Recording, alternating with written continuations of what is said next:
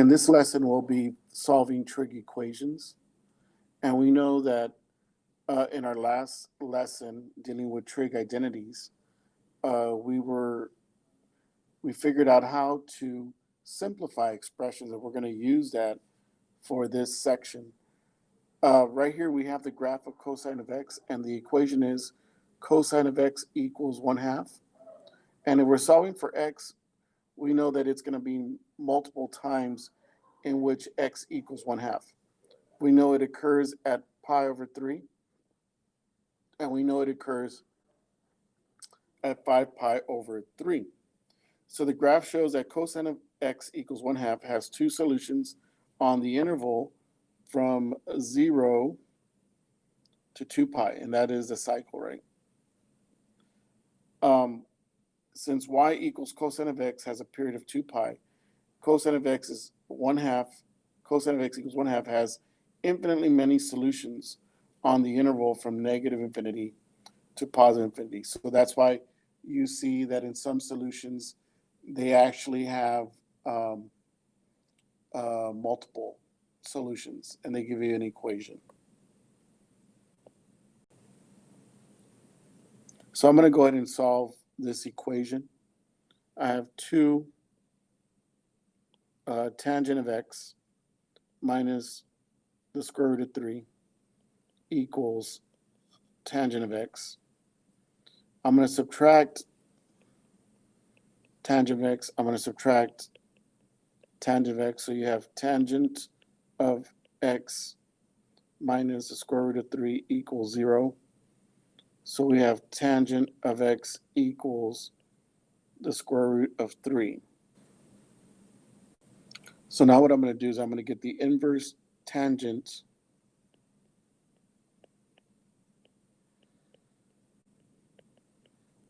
of both sides. And if I have it in degrees, you're going to notice that x equals 60 degrees, or in radians, it's going to be pi over 3. Now, since tangent is cyclical, you're going to have tangent equals square root of 3 at every interval of pi over 3. We're going to do the guided practice. So we have 4 sine of x equals 2 sine of x plus the square root of 2. I'm going to subtract 2 sine of x from both sides. So what you have is 2 sine of x equals the square root of 2. And then you divide by 2. So we know that we have the equation that we're working with is sine of x equals square root of 2 over 2.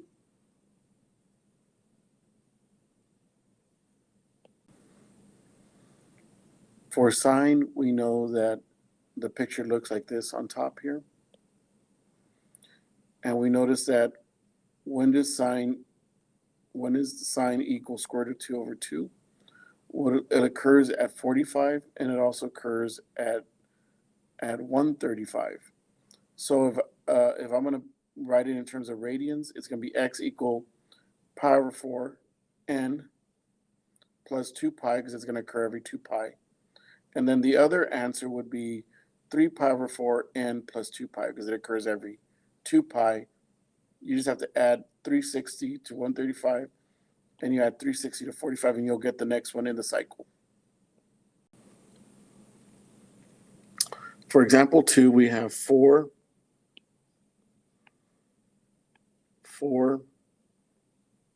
sine squared of x plus 1 equals 4.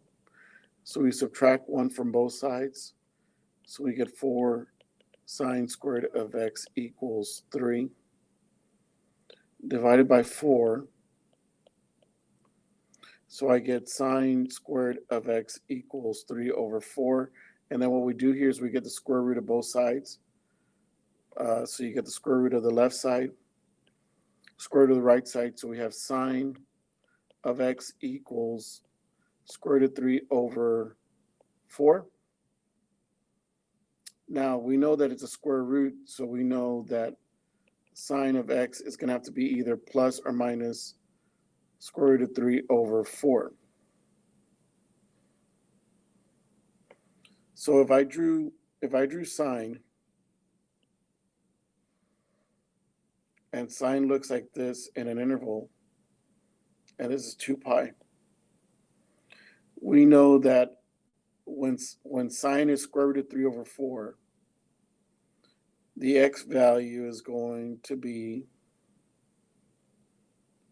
60. And of course, this is 90. And this will be 150.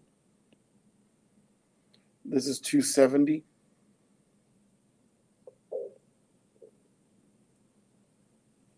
And then so on. So this one will be 240. And this is 330. So if I wanted to write it in radians, every time it would occur, this point is square root of 3 over 2. And over here it is negative square root of 3 over 2. And if I had to write in radians, you have 60 degrees. It's going to be 60 degrees over 180, which is pi over 3. And then it's 150. You want to write that in radians. It's 150 degrees over 180, which is 2 pi over 3. And then 240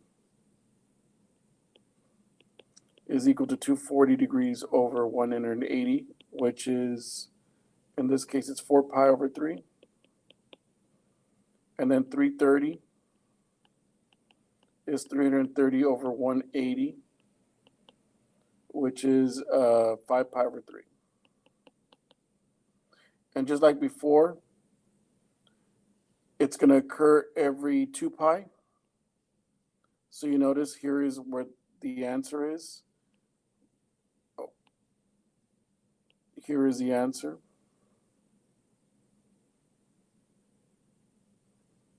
And the reason why it's in the form of an equation is because it's going to repeat.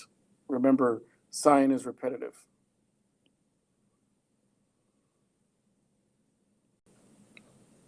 We're going to solve this. So we have cosine of x sine of x equals 3 cosine of x. So we're going to divide both sides